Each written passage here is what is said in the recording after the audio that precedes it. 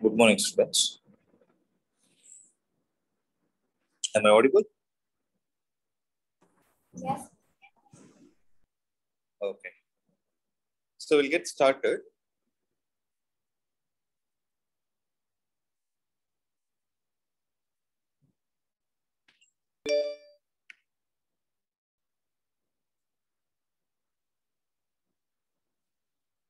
So yesterday we completed the concepts of reflection, right? So today we'll be starting the next phenomenon that is there, which is called as refraction of light.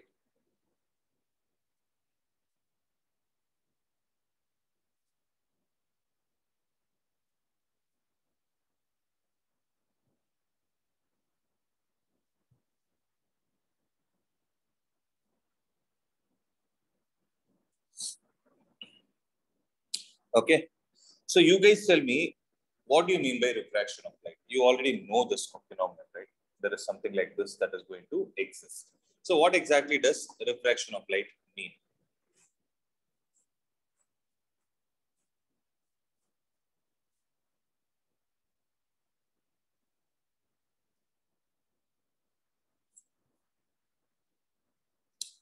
So let's say there is a boundary.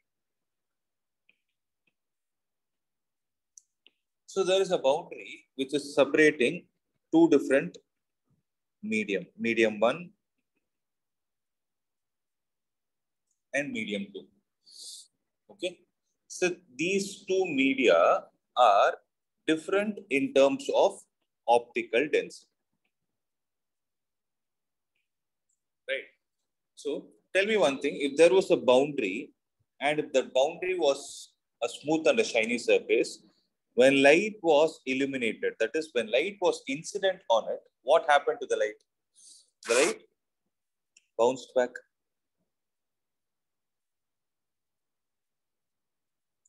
So that the angle of incidence is equal to angle of reflection. So with respect to reflection, what happened? With respect to reflection, there was only one medium we were concerned about. That is the bending back of light into the same medium after it strikes a smooth and a shiny surface is what we called it as, refraction. Reflection. Then what do you think is refraction? When light is traveling and it is incident on a surface which is translucent. So translucent in the sense it is having the tendency to allow the light to pass through it. Okay. So when that is the case, at this point, if you draw a normal, right, then this should have actually been the path in which the light would have traveled. This would have been the actual path of the light, right? But due to the difference in the optical density of medium 1 and medium 2, the light which is incident will start getting bent. Bent in the sense, what will happen? It will no more travel in the actual path. Rather, it will start bending towards the normal. So this one kind of a scenario that is possible is something like this or something like this. So this is called as bending towards the normal, or it bends away from the normal. So these two kinds of phenomena, these two kinds of exhibition, the phenomenon that is exhibited by light is what we call it as refraction. So how to define the concept of refraction of light? It's something like this. Bending of light when it travels from one medium to another with different optical densities. So what do I mean by optical densities here?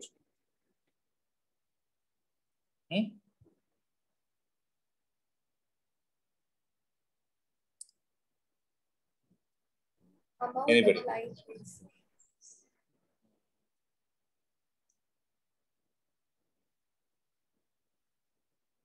Air amount filter, of, sir. sorry? Air and the plane, sir. Different See, medium. air is one of the media. You cannot say air. I'm talking about this property. I'm not talking about the name of the material or name of the medium. Okay. So what do we mean by optical density? See, we have something called as mass density, right? Mass by unit volume. Similarly, charge density. In a similar way, there is something called as optical density, but optical density doesn't mean something that is measured with respect to the dimensions like length, area, or volume. It has nothing to do with that. It has something to do with the speed of light. Okay. So based on the optical density of a medium, basically the media are classified into two types. One is called as a rarer medium, or we call it as denser medium. You would have definitely heard these terms, right? So what happens when light travels from rarer to denser medium? What happens when light travels from denser to rarer medium? Something like this, right? Now let's do a small comparative study. So when you talk about the case of reflection, you're dealing only with one medium. So you have nothing to lose. We are going to deal only with one medium. Whereas in the case of refraction, we are dealing with two media. The plural of medium is media, in which one can be called as a rarer medium and the other can be called as a denser medium. Now, if I have to call something as a rarer or denser, what is the differentiating factor that is going to classify them as rarer and denser? Okay, so that's what we are going to see. So if you talk about a medium, then medium is basically classified as rarer and denser. So what exactly happens in a rarer medium? Okay, so if I talk about the speed of light in vacuum or air, what is going to be the value of it? It is going to be 3 into 10 power 8 meters per second.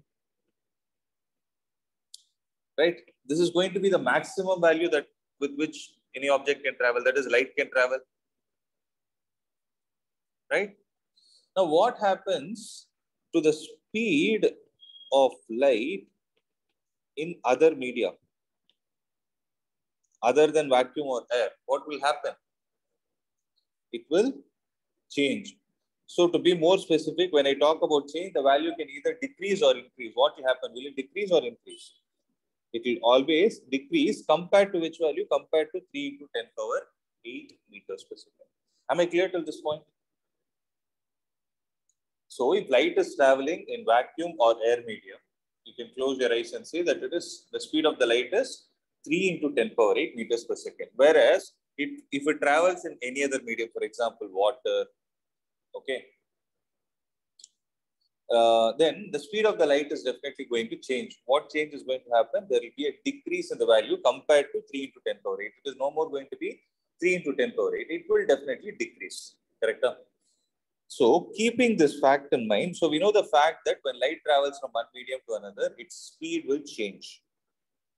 So if there is a boundary which is differentiating medium 1 and medium 2, if speed of light in 1 is greater than greater than the value in 2, then medium 1 is called dash medium and 2 is called dash medium. Can you guess?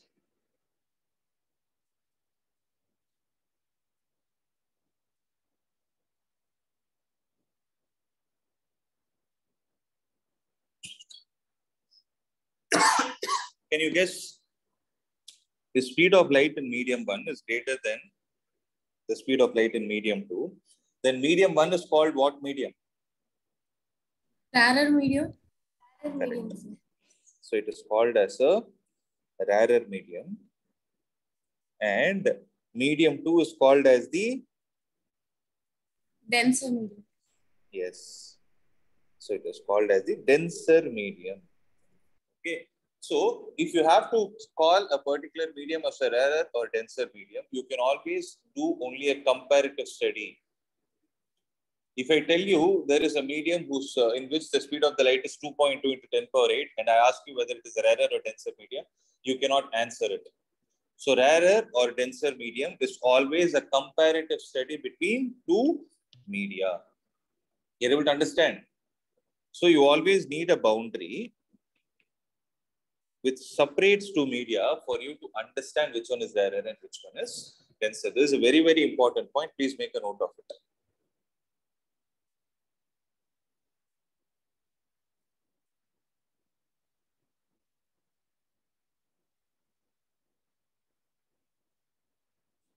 Okay. So with the hope that you have written it, I'm going to the next point.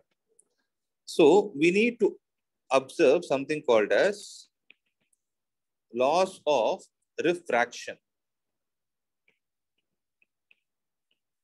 So what are the laws of refraction that are there? First, incident ray, refracted ray, and normal all lie in what plane? In the same plane. Secondly, any idea?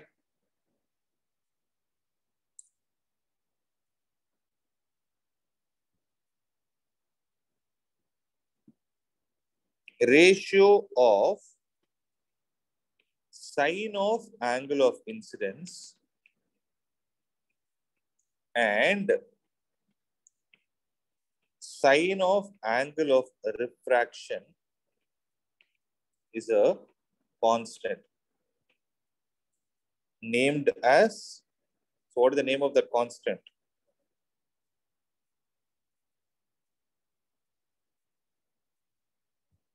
Fill in the blank.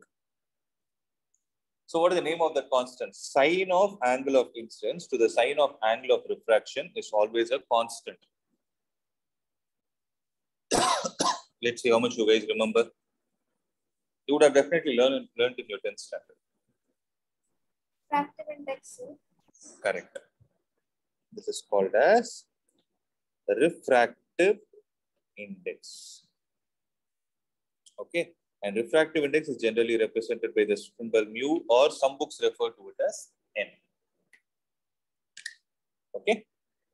So ratio of sine of angle of incidence to the sine of angle of refraction is always a constant, where this mu I'm talking about can be absolute or relative. It can be anything.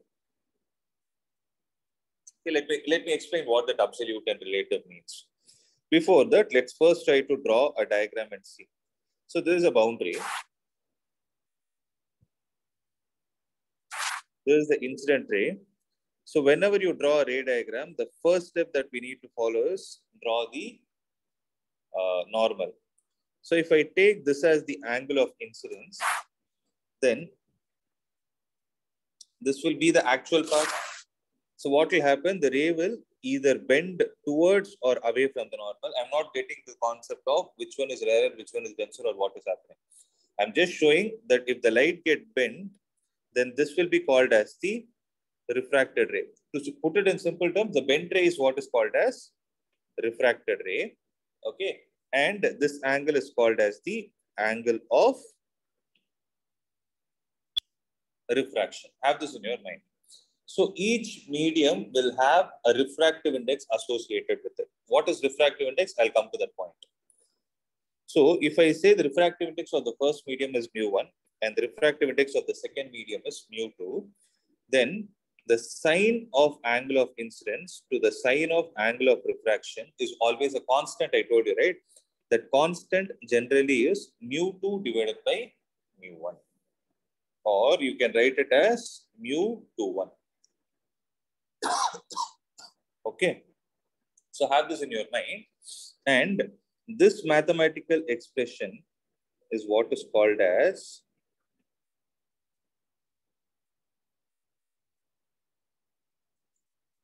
Snell's law.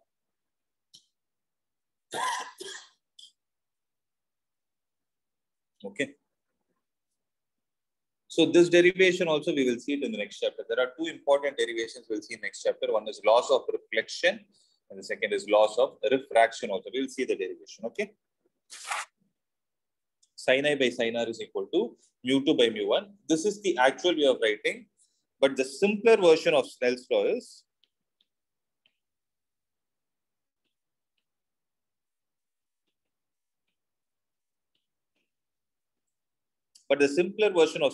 something like this. Refractive index of a medium into sine of the angle in that medium. So mu1 into sin I is equal to refractive index of the second medium into sine of the angle made by the ray with the normal in that medium, that is sine r. Okay, this is how I suggest everybody to remember so that there is no confusion of 2 and 1. So what is it? Refractive index of a medium multiplied with the sine of the angle made by whom? Angle made by the ray in that medium with respect to normal is equal to refractive index of the second medium into sine of the angle made by the ray with the normal in that medium. If you want to rearrange and see, you will still get this thing. Cross multiply mu1 sin I is equal to mu2 sin I. Okay.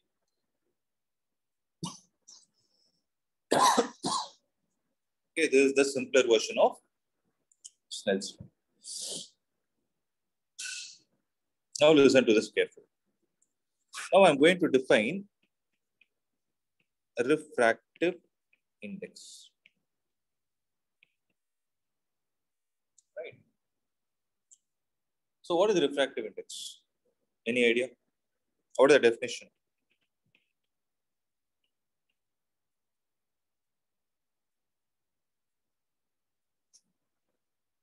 Let's see how much you remember. It is defined as ratio of speed of light in to speed of light in dash. What is it? Can you guess? So refractive index is defined as speed of light in some medium to the speed of the light in some other medium. What are those media?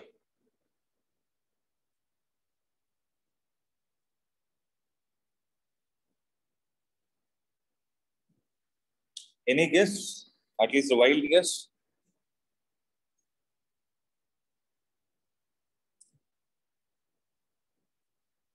Ratio speed of light in a medium to speed of light in vacuum. You're there, but you just told in the reverse. Okay. So you told the speed of light in medium to the speed of light in vacuum, right? It is just the reverse. It is the speed of light in vacuum to the speed of light in the given medium. Okay. So mu is written as C divided by Vm. So if this kind of a confusion arises, right? Sometimes, most of the times this will happen. So if this kind of a confusion arises, remember this point, refractive index is a parameter which is always greater than 1. So refractive index has to be greater than or at the max equal to 1. Okay. So if it has to be greater than 1, then numerator should be a greater value and the denominator should be a least value. So we know, I already told you that the speed of the light is maximum in vacuum or air. So that is why that should be in the numerator. Medium can be in the denominator. Okay. And if you're doing a comparative study with vacuum, this refractive index is called as the absolute refractive index. Okay, it is called as the absolute refractive index. So why we call it as absolute is because you do a comparative study of this parameter with respect to a vacuum. You're comparing the ratio of the speed of light in you're comparing the speed of light in vacuum to the speed of light in a given medium. So vacuum is a known parameter. Generally in physics, right, you do a comparative study with a known parameter, we call it as absolute. Okay. Next is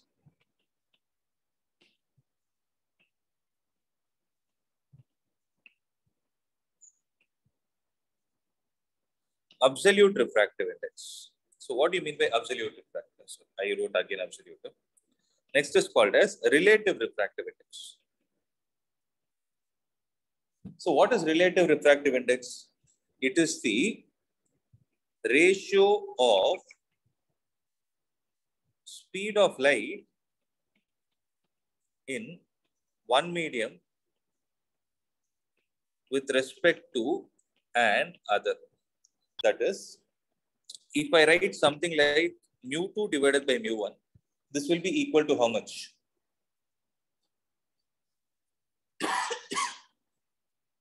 This will be equal to V1 divided by V2. If you observe, how did I write the refractive index and the speed to be related as? They both are. Aren't they inversely proportional to each other? It's very simple. How to understand this is mu2 by mu1 is equal to, can I write it as C divided by V2 divided by C divided by V1? So absolute refractive index of medium 2 to absolute refractive index of medium 1.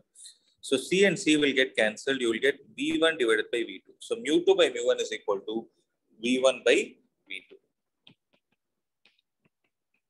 And this is what we call it as mu21 and sometimes referred to as relative refractive index. So in physics, no, whenever you say relative, it is either division of two physical quantities of same nature or subtraction, the difference of two physical quantities of the same nature. Relative refractive index. Am I clear, guys? Right? Is it clear till this point? These are all very, very, very basic terms. Yes, sir. Right? Next. So mu2 by mu1, I wrote it as V1 by V2, right? This V1 by V2, that is speed, how you write it in terms of frequency and wavelength. We know that light is an electromagnetic wave. So if I take only one wave, then this distance is called as one wavelength. So speed is equal to distance by time. So the distance traveled by the wave in one complete oscillation is lambda divided by the time it takes to complete is capital T. So lambda into 1 by T can be written as F.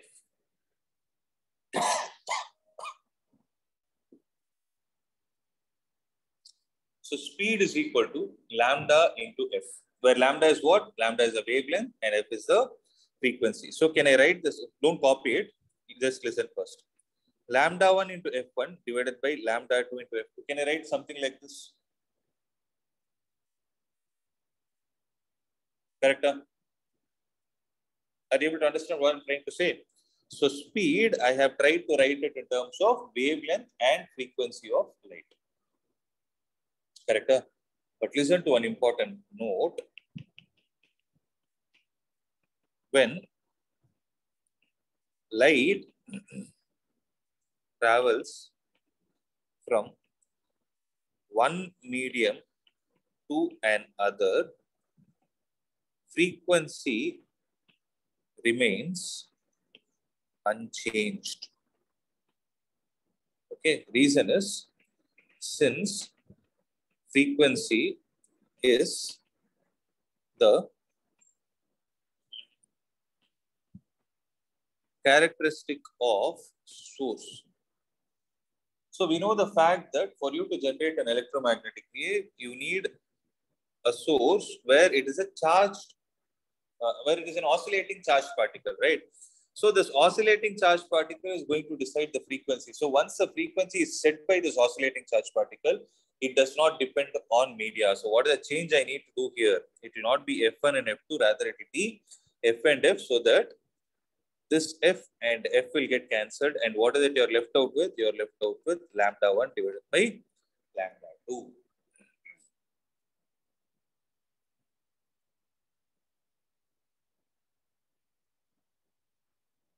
So mu2 by mu1 is equal to lambda 1 divided by lambda 2.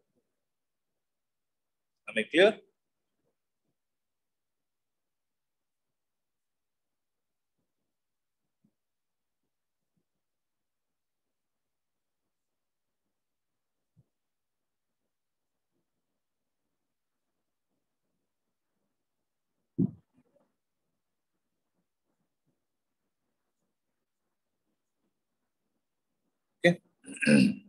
How is F1 and F2 equal? I wrote it here. No? Frequency is the characteristic of a source. Means the oscillating charged particle will decide the frequency. Once that frequency is decided, that value will not change whether you move from one medium to another. You move across any medium, the frequency of that wave is the frequency of that electromagnetic wave is the same throughout any medium.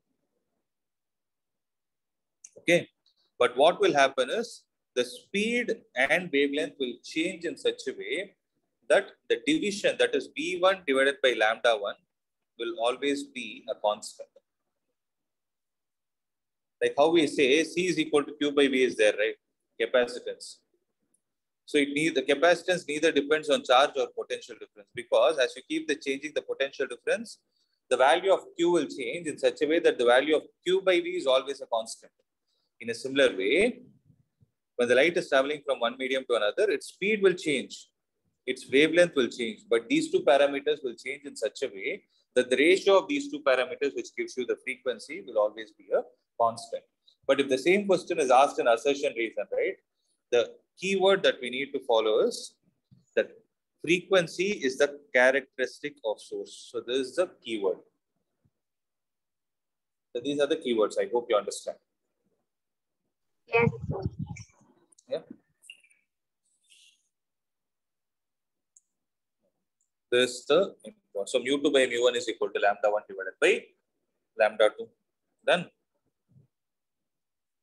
So by now you would have figured it out that refractive index is a dimensionless quantity, does not have any units associated with it. Right. Next, what else is the parameter? Now we will see what happens for the speed of light. We know that speed of light, no? So refractive index comparison between rarer and denser medium. Okay. So since mu is inversely proportional to the speed of light in a medium, we know that speed of light in rarer medium is greater than the speed of the light in denser medium, which implies what will happen to the refractive indices. What will happen to the refractive index? If VR is greater than BD, what will happen to refractive index? Mu R and mu D. How will they be related?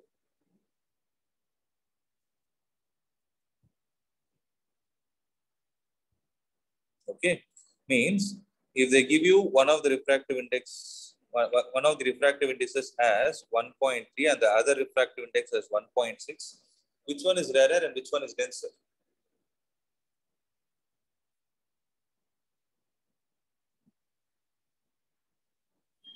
.6 is denser. So 1.6 will be the denser medium and 1.3 is going to be the rarer medium. I hope you're able to understand. So sometimes in questions, they will not mention which is rarer and which is denser. You have to know this fact. Okay. So this is one thing. I hope you understood and you're convinced with why this is actually happening. It is because of the speed of the lights in both the medium. Okay. Now let's see what happens when light travels from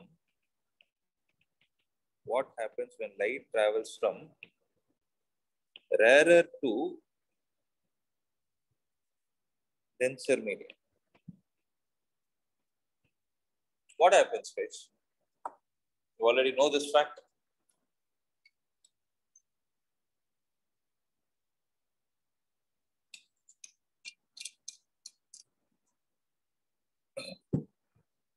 When light travels from rarer to denser medium, will it bend towards the normal or away from the normal?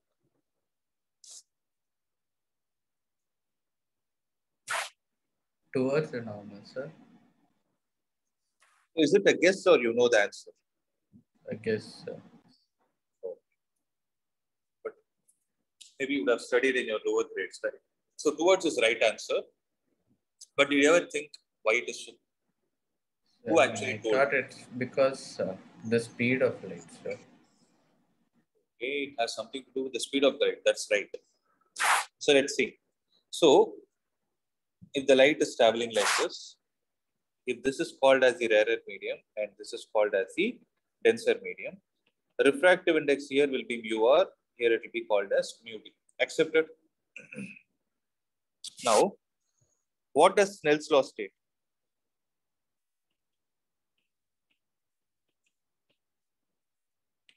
From Snell's law, what is that we can conclude? Mu r, that is the refractive index of the given medium, multiplied with the sine of the angle in that medium. Mu r into sine of angle I is equal to mu d into sine of angle of refraction in the other medium. Correct?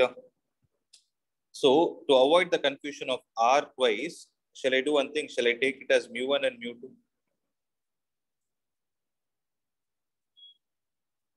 So that we are more clear, mu1 and mu2. Right? So, sin I by sin r is equal to mu2 divided by mu1. Accepted? Now, mu2 is denser, 2 is denser, 1 is rarer. Which side should I put the greater than symbol?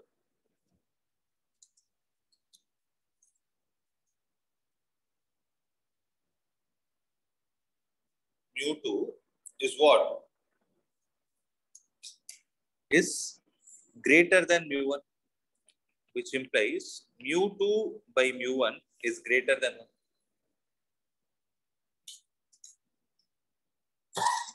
Correct?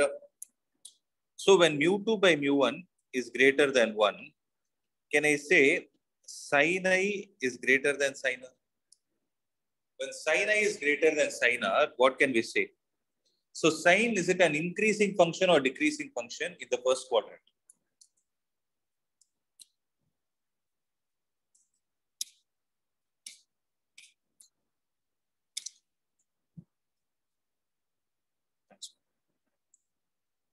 Is sin an increasing function or a decreasing function in the Decreasing, first quadrant? sir. So this is the graph of sin. When I say first quadrant 0 to pi by 2, what is happening to the graph? Decreasing, sir. Increase, sir. Is it decreasing or increasing? Increasing, sir. Decreasing.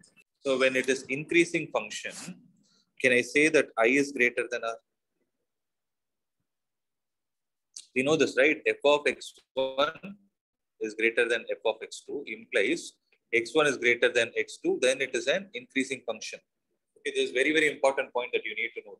For example, had Snell's law be defined in terms of cos, then things would have got reversed.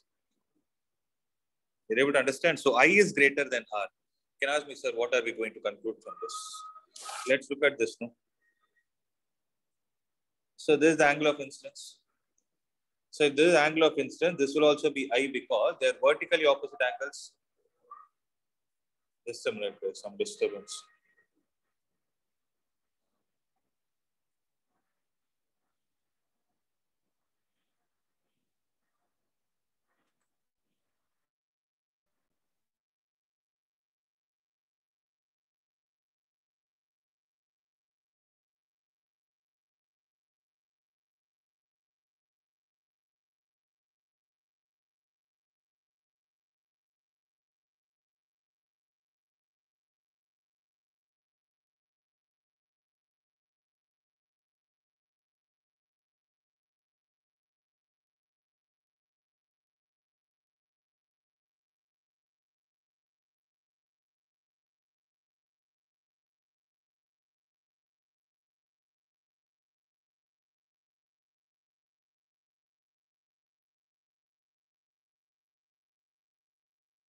Yeah. So listen. If this is the angle of incidence, this will also be angle of incidence because they are vertically opposite angles. So when I say I is greater than r, so where should the refracted ray be? It should be somewhere between the normal and the actual path. Guys, are you able to understand what I'm trying to say? Then the angle of refraction is something like this. Now you understood why it bends towards the normal, Yes, sir. right? Please make a note of it.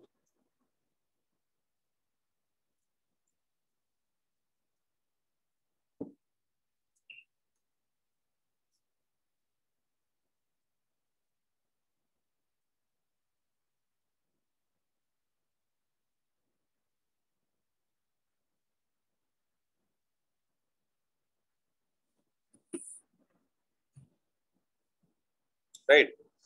So similarly, what will happen when light travels from denser to rarer medium? It bends away from the Away normal. from. I'm giving you 1 minute time. You people try to check that and see.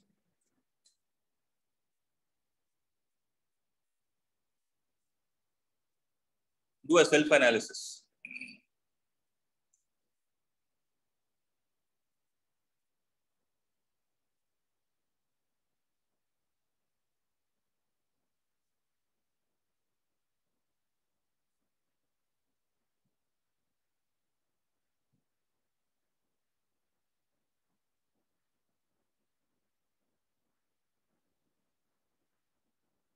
Done, sir. Done? Is it working? Yes, sir. So you will have mu1 sin I is equal to mu2 sin r. So sin I by sin r will be equal to mu2 divided by mu1. So this will be denser, this will be rarer, mu1, mu2. So mu2 by mu1 is less than 1. Sin I is less than sin r, I will be less than r. Okay. So what will happen? I will be less than r means when the light is traveling from one medium to another, if this is taken as the angle of incidence, then this will be the actual path. Correct? So bending away from the normal means what? So if this is I, then this should be R. Correct? Yes, sir. Okay. So when I say bending away from normal means bending away from normal as well as actual path. Okay. 1 minute, I'm going.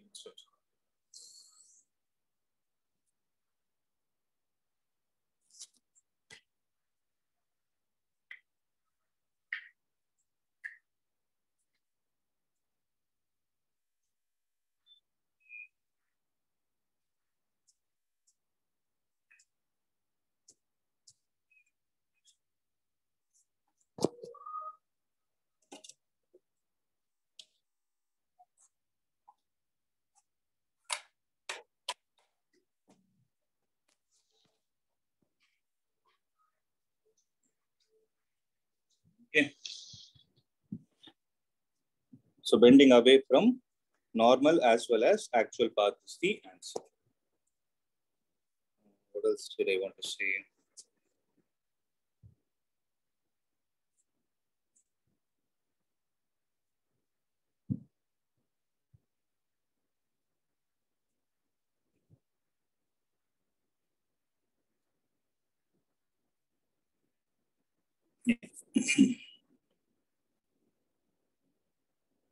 So the last concept for the day is the concept of total internal reflection. Okay. Now we are going to see what we mean by total internal reflection. Observe, there is a new thing that you are going to learn today. When light travels, just now we observed, when light travels from denser to rarer medium, the light keeps bending away from the normal. So let's say the light is instant on a surface at a certain angle. If I call that angle as I1, okay. Now, what will happen to the refracted ray? The refracted ray will be something like this. Let me call the angle of refraction here as R. Now you guys think and tell me what will happen if I increase the angle of incidence. If I increase the angle of incidence to I2, what do you think will happen to the angle of refraction? Will it increase or decrease?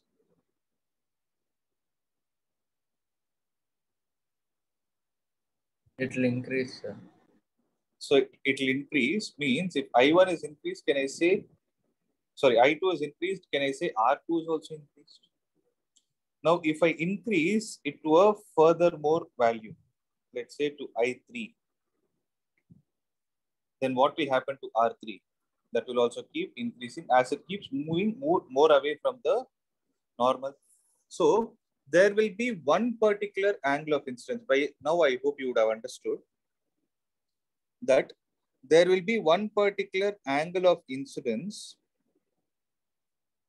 Let me call it as I as of now, for which the refracted ray will be something like this. So this kind of a process is called as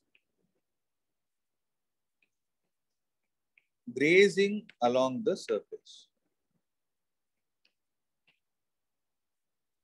So when we say grazing along the surface, it is moving across the boundary so that the angle of refraction is 90 degrees.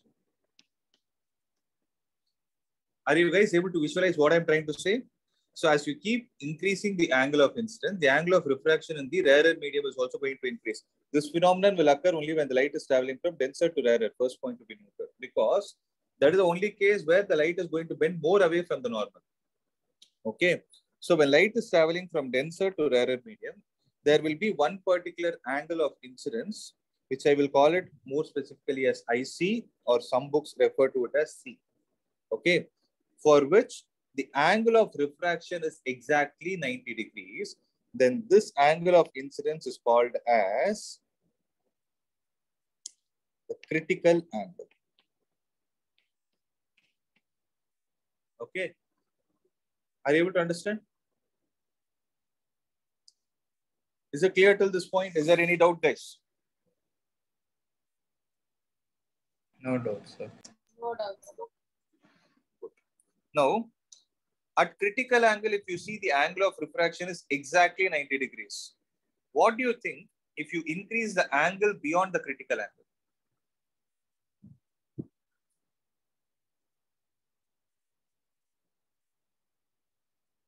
If you increase the angle beyond critical angle, what do you think will happen? So the incident ray and the refracted ray lie in the same Same? part of the sphere, sir. That is the same medium. You're there.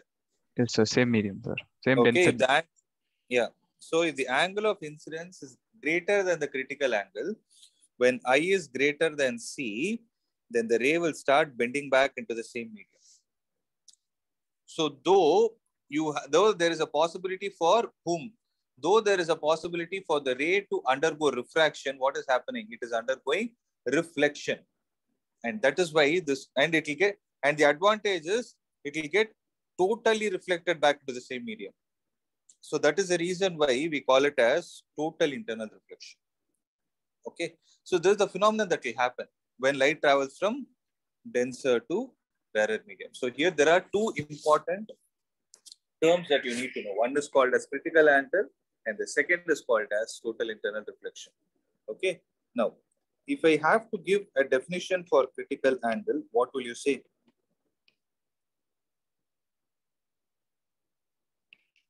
The angle of incidence for which angle of refraction is 90 degree. You're almost there. Angle of incidence is okay. In which medium? In the denser correct. medium. Yes. Angle of incidence in the denser medium, for which angle of refraction in which medium? In rarer medium is how much? Within you completed. You're right. Is right angle, sir. 90 degrees. 90 degrees. Okay. Then that angle is what we call it as critical angle. IC or C.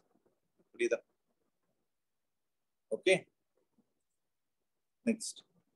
What is total internal reflection?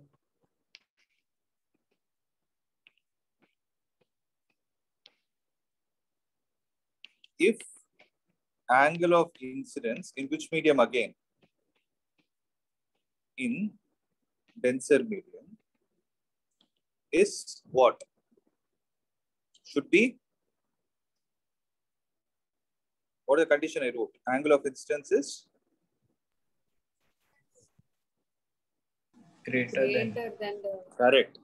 Correct. If the angle of incidence in denser medium is greater than the critical angle, is greater than the critical angle, then the ray starts doing what? Bending back into the same medium. And the phenomenon is known as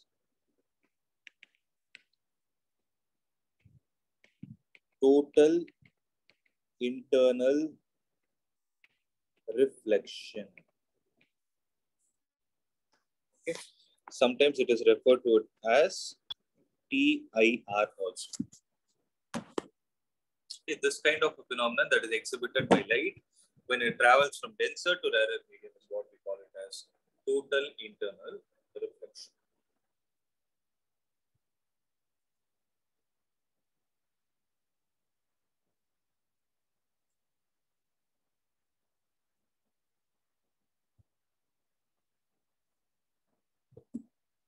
Okay. Now the mathematical details.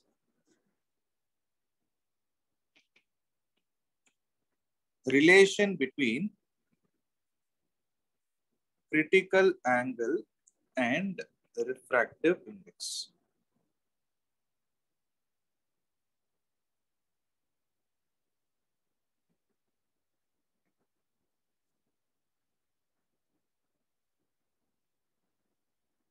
So if I take the refractive index of this medium as mu1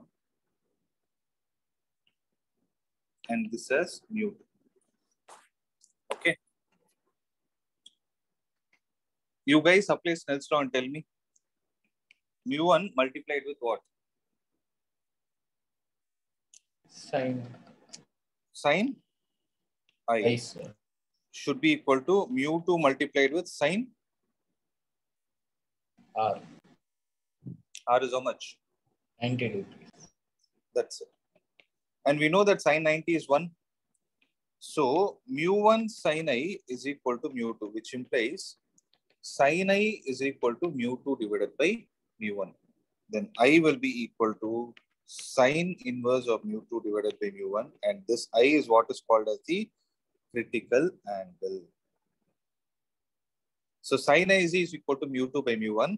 Sometimes if mu2 is equal to air medium or vacuum, then if you put mu2 is equal to 1, IC will be equal to sine inverse of mu2 is equal to 1 and mu1, if I call it as mu, then sine inverse of 1 divided by mu will be the formula for critical angle.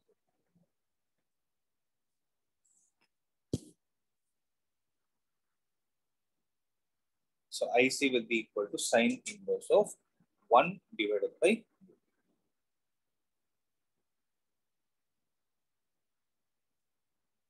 Sir, I have a doubt. Please tell me. Why are we taking mu2 as 1, sir, and mu1 as mu? No, you In can the just last for step. this, just a notation, that's it. Okay, sir. So you can remember, you instead of remembering the sine inverse of 1 by mu1, you'll remember it as 1 by mu, no, where mu is the refractive index of which medium? The denser medium. Okay. So these are all the basics which are related to refraction. Okay. So the next step that we are supposed to follow is do some problems, which I'll be doing in tomorrow's class. So tomorrow morning, we'll be doing some problems based on these concepts. Then we'll go to the next part of this chapter, that is refraction through spherical surfaces. Okay. So is there any other doubt from today's class? No doubt, sir. All clear, right? So just revise before coming to next class. Okay. So make a note of all the formula. Okay. So that's it, guys. That's it for today. Thank you, sir. Thank you, sir. Thank you, sir. Thank you. Thank you, sir.